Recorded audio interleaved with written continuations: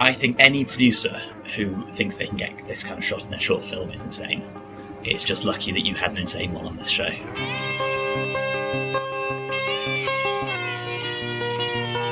This shot I did purely because I liked the look of the film. The deer shot, I mean, that was a really interesting one.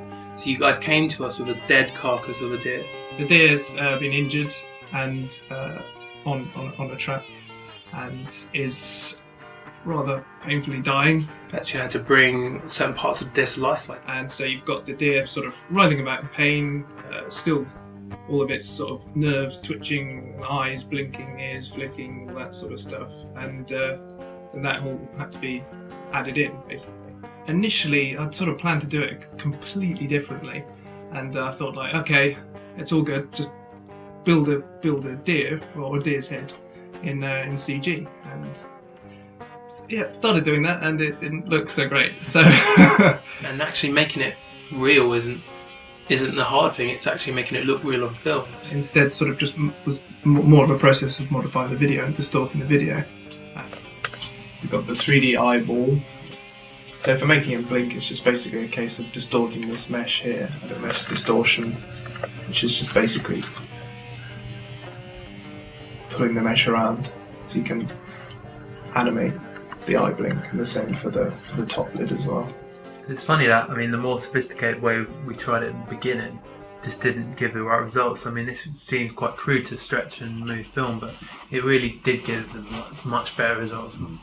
To actually animate the eye was quite nice because it was literally recorded from the mouse movement. So you sort of you dragged where the eye was looking, so you could just hit record and move the eye around as you felt, so you could sort of get performance out of out of the mouse.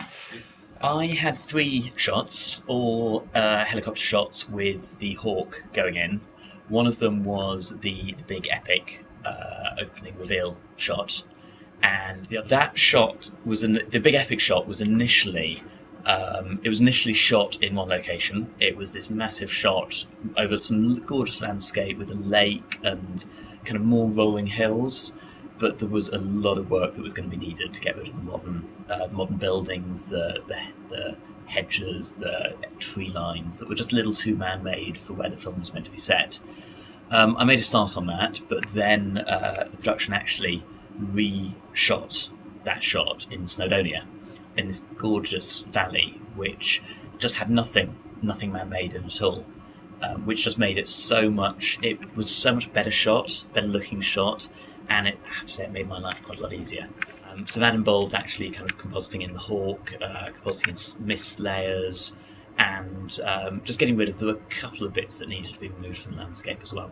I think one of the main things I can remember is the actual ear flap of the deers. So naturally, if you see a deer, their ears flap all over the place, constantly. But it just didn't feel right. There's no real cartilage in the skin, and they kind of flap. But when we did that, it just looks so unrealistic. So I mean, with this, we learned a lot about how realistic things often don't look real on film. Some kicking movement. Then composited this over the top.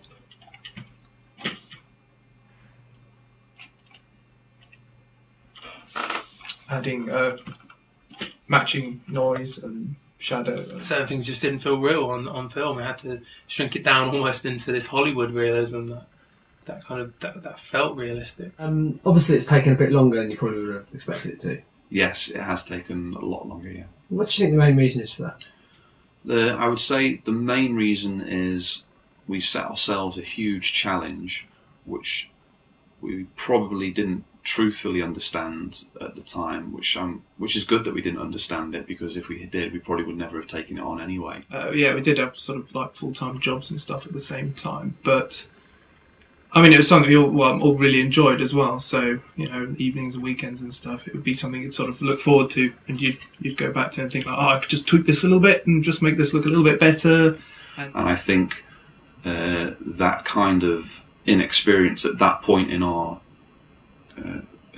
filmic careers was a good decision, because ultimately over that long journey we have learned so much and developed and matured as filmmakers.